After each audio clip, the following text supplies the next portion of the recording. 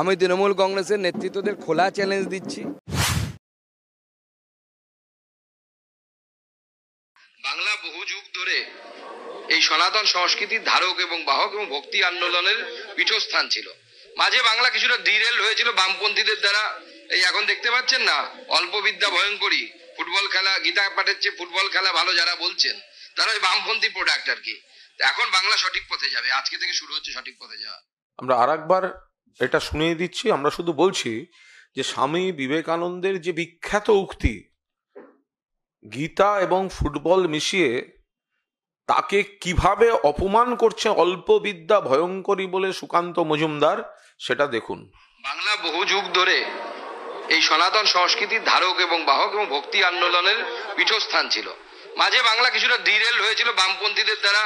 এই এখন দেখতে পাচ্ছেন না, অল্প বিদ্যা ভয়ঙ্করী, ফুটবল খেলা, গীতা পাঠের চেয়ে ফুটবল খেলা ভালো যারা বলছেন তারা ওই বামপন্থী প্রোডাক্ট আর কি।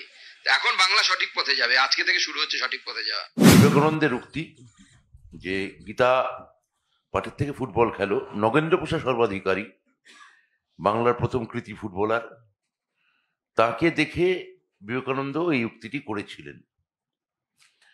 বিবেকানন্দকে এইভাবে আক্রমণ করে, বিবেকানন্দকে এইভাবে ছোট করে করার কারণ কি? আপনারা দেখবেন যে কখনই আরএসএস বিবেকানন্দের নাম মুখে নেয় না। তিনি বলেছিলেন অল্প শিক্ষিত, অর্ধ শিক্ষিত বিবেকানন্দ, তাই তো বললেন। তিনি আমাদের একজন মন্ত্রী, উত্তরবঙ্গের মন্ত্রী, কথাটা সেই প্রসঙ্গটা তুললেন গীতা এবং খেলাধুলো নিয়ে। স্বামীজি একসময় যেটা বলেছিলেন, এটা অত্যন্ত স্বনামধন্য সেই উক্তিটা, সেটাকে টেনে ধরেছেন। সেটাকে ক্রিটিসাইজ করতে গিয়ে তিনি প্রত্যক্ষ এবং পরোক্ষভাবে স্বামীজিকে কিন্তু অপমান করলেন ডক্টর সুকান্ত মজুমদার। তৃণমূল কংগ্রেস আজকে এই প্রেস কনফারেন্সের মাধ্যমে নিঃস্বার্থ ক্ষমা প্রার্থনা তাকে করতে হবে। নিশ্চয়ই ডক্টর সুকান্ত মজুমদার নিজে, আপনি ডক্টরেট বলছেন, আপনি অধ্যাপক বলছেন, কিন্তু মনে হচ্ছে কোথাও একটা অনেক খামতি রয়েছে এবং আপনাকে ক্ষমা চাইতে হবে এবং তৃণমূল কংগ্রেস নিন্দা জানাচ্ছে। সুকান্ত মজুমদার স্বামী বিবেকানন্দকে অপমান করলেন, এটাই আমাদের বক্তব্য, যে আমরা প্রতিবাদ জানাচ্ছি, ধিক্কার জানাচ্ছি এবং সুকান্ত মজুমদারকে স্বামী বিবেকানন্দকে যেভাবে অপমান করেছেন তার মন্তব্য প্রকাশ্যে প্রত্যাহার করে ক্ষমা চাইতে হবে। তৃণমূল কংগ্রেস নিজেদের অপদার্থতা ঢাকার জন্য এটা করছে। আমি তৃণমূল কংগ্রেসের নেতৃত্বদের খোলা চ্যালেঞ্জ দিচ্ছি, আবার আমার ভিডিও নিয়ে বসুন।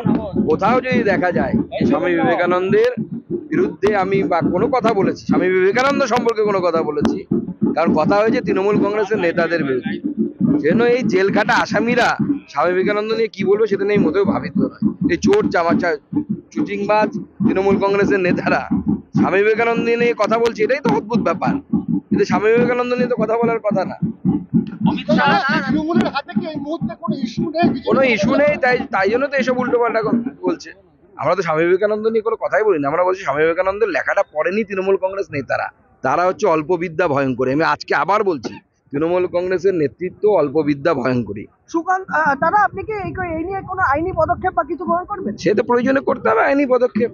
দাদা, রাজভবনের তরফ থেকে গতকাল যে সংবর্ধনা দেওয়া হয়েছে সেটা নিয়ে প্রশ্ন তোলা হয়েছে যে বৈধ কিনা এবং রিপোর্ট চেয়ে পাঠানো হয়েছে। না, স্বাভাবিক, উপাচার্যের আদেশ ছাড়া তো, এনওসি ছাড়া তো সমাবর্তন হতে পারে না আইন অনুসারে, ওটা অবৈধ সমাবর্তন।